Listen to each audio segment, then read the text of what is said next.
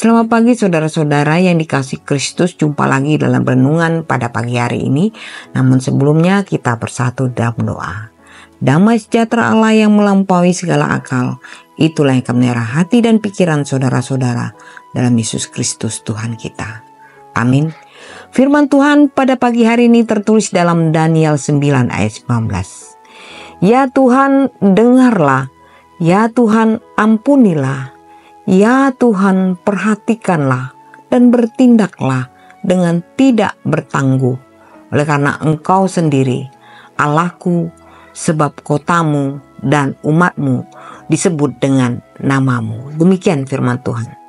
Saudara-saudara yang dikasihi Kristus, pagi hari ini kita berbicara tentang tindakan Allah dalam doa yang beriman.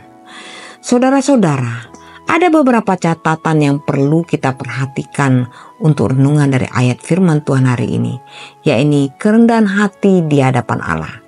Daniel memulai doanya dengan kalimat, "Ya Tuhan, dengarlah," dan terus mengulangi permohonan serupa. Ini menunjukkan sikap yang rendah hati, yang mendalam, di mana seseorang memahami ketidaklayakannya di hadapan Allah yang kudus.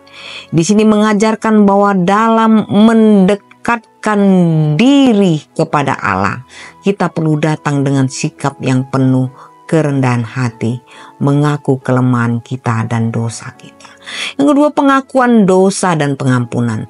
Ya Tuhan, ampunilah adalah permohonan yang mencerminkan pengakuan atas dosa yang telah dilakukan. Dalam konteks ini mengingatkan kita akan pentingnya pertobatan yang sungguh-sungguh dan menerima pengampunan dari Allah. Doa ini memperlihatkan bahwa hanya Allah yang dapat menghapus dosa kita, dan bahwa pengampunan adalah inti dari hubungan yang sehat dengan Tuhan kita. Lalu perhatian dan tindakan Allah. Daniel meminta Allah untuk perhatikanlah dan bertindaklah dengan tidak bertangguh. Ini menunjukkan keyakinan bahwa Allah bukan hanya mendengar doa, tetapi juga bertindak sesuai dengan kehendak-Nya yang sempurna. Hal ini mengingatkan kita bahwa Allah tidak pernah absen atau lamban dalam merespon kebutuhan umatnya. Dia bertindak pada waktu yang tepat, yang sesuai untuk tujuannya atau sesuai dengan rencananya. Kesadaran identitas dan panggilan. Kotamu dan umatmu disebut dengan namamu. Ini menegaskan kesadaran akan identitas sebagai umat Allah. Kita dipanggil untuk menjadi saksi Allah di tengah dunia ini. Doa Daniel memperlihatkan kesadaran mendalam bahwa keberadaan umat Allah terkait erat dengan nama Allah yang diagungkan dan diakui di seluruh dunia. Saudara-saudara, Yesus mengajarkan pentingnya doa dengan sikap kerendahan hati dalam banyak ajarannya. Salah satu ajaran ini dapat ditemukan dalam perumpamaan tentang orang Farisi dan pemungut cukai. Lukas 18 ayat 9-14. Dalam perumpamaan tersebut, pemungut cukai yang berdiri jauh dan dengan kerendahan hati mengakui dosa-dosanya kepada Allah mendapatkan pengampunan.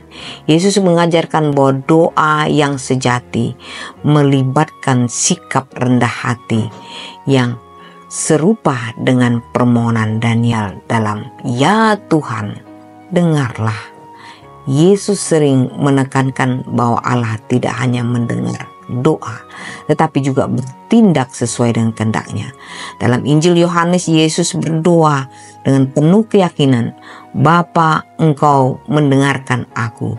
Yohanes 11 ayat 41-42 sebelum membangkitkan Lazarus. Saudara-saudara, pengajaran Yesus juga memperkaya dan memperdalam makna dari doa sebagaimana Daniel 9 ayat 19 yang menegaskan betapa pentingnya sikap hati, pengampunan, ketergantungan pada Allah, dan panggilan kita sebagai umat yang mewakili Allah di dunia ini. Selamat beraktivitas. Tuhan Yesus memberkati. Amin.